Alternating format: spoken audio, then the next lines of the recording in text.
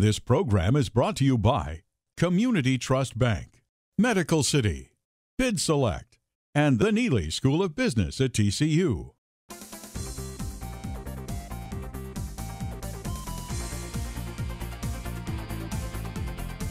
Hey, welcome back everybody to Platforms, a life-lifting news program for women. Continuing my conversation with Lea Nesbit. She's the CEO and founder of Celadon Dental. Lea, fascinating conversation. Let's talk about this newest venture. You've had a stellar career on both the corporate side as an entrepreneur. Tell us why you decided to go into this new business recently, Celadon. Okay. After I left 3M, which was in April of this year, I decided I wanted to start a company focused on selling products that aren't readily available in the U.S. Through the course of the last couple of companies, I spent a lot of time in Europe. I saw a lot of interesting products that didn't really have good distribution here. And so I thought I would start a distribution company that really focused on those European products and bringing some of those to the dentists and the hygienists here in the U.S. Great. And you know, with all the experience you've had, what kind of advice would you give to women in terms of starting a new company? I mean, you've obviously had great success in raising equity. What have you learned with some of the roadblocks that have been put up in front of you over the course of launching businesses? Raising money is even tougher now than I think it's ever been, just because of the economic environment. So, I tell people right now, don't count on raising money in traditional ways. At Lingual Care, we were not able to raise money traditionally in the beginning either. Although we ultimately did raise $5 million, it took us 5 years to get most of that money in. So what we did was we created lean operations. We focused on getting to revenue quickly. When you're out raising money, there's different thresholds that put you in categories. If you're a non-revenue company versus a revenue company, that changes your ability to get a decent valuation or money at all. So the more quickly you can get into the market, the better. Keeping your cost structure low is also extremely important. Use as many contractors and variable expenses as you can.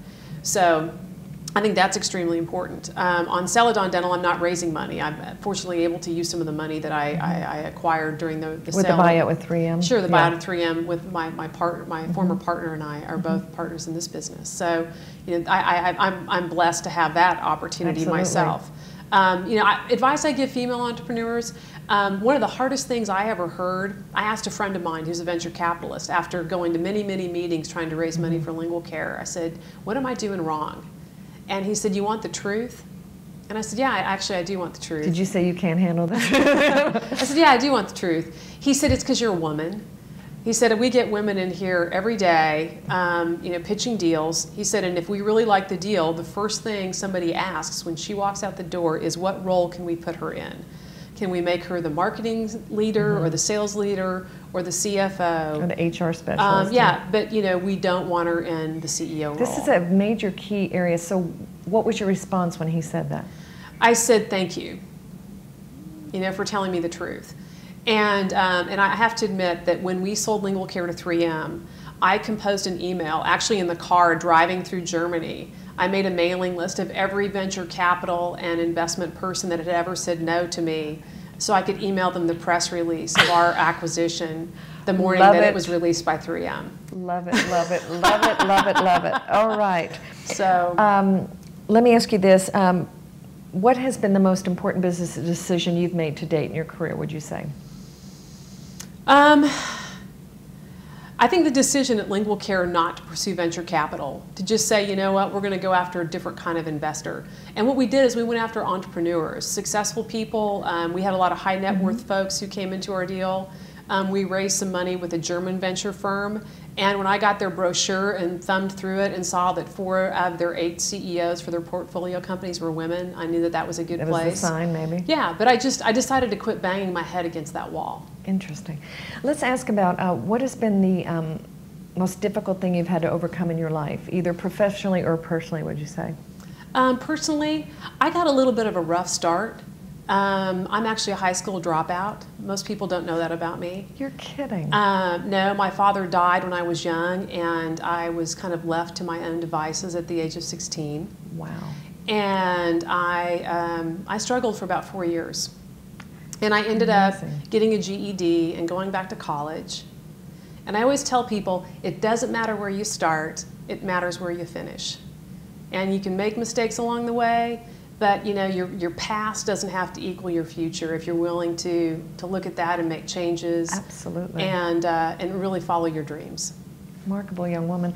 Let's ask, you also have another passion, rumor has it, you love to write. Tell us about that. I do, actually. When I finished my last company, I decided that I really wanted to pursue that. As from the time I was a small child, I wanted to write books. Fantastic. I've always loved reading.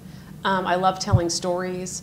And so back in February, I actually attended a writing seminar in Guatemala with some authors. Who would have thought? Guatemala, yeah. Well, I actually ran across it, I think it was in More magazine. I read about this author who put on a seminar in Guatemala. And so I sent a writing sample hoping that I would be accepted, and I was. And I'm sure she received quite a few entries, I would imagine. Yeah, she accepted 20 writers, and I was just very gratified to be included amongst that group. How encouraging. And it was wonderful. And so I'm working on a book. Well, what genre do you like to work in? Fiction. I mean, fiction, okay, Yeah. okay. Are you into crimes or romance, or what do you like to write about? I'm actually writing a little bit about, it's some corporate fiction. And I have a heroine. And I love corporate as fiction. I have a heroine who's a female CEO. And not exactly like me. I think she's much better. She's done things better than I have. But I want to open up a window for women who don't understand what happens in that world and how things work. So they can really get a glimpse of what that life is like and the challenges that you face. And know that, you know, we always make heroes out of lawyers and, you know, medical examiners and people that seem to be in glamorous lifestyles. Right. I think we need more women who pursue that higher end. Love that. In the corporate arena. I want to tell you, ask another thing. You've had a successful partnership. I understand the same person that was with you in Lingual Care is now with you at Celadon. Sometimes, and Orometrics. And okay, sometimes most partnerships end up being nightmarish. So how have you been able to keep this successful partnership going?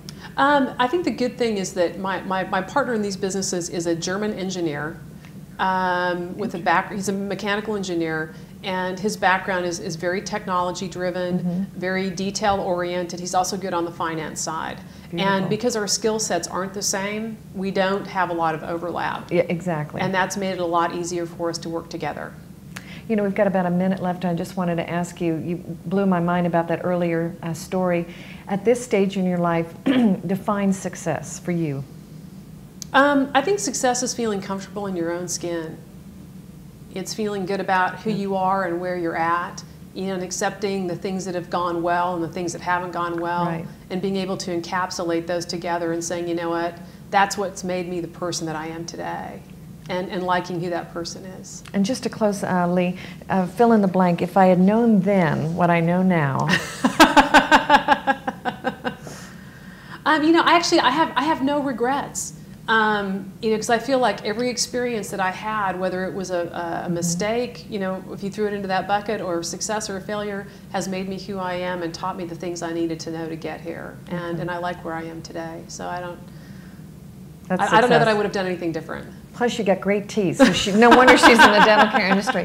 It was a joy having you on the program. It was great. Give us the website for Celadon. It's www.celadon, dental.com. Beautiful. Lea Nesbit, thank you so much. Thank you.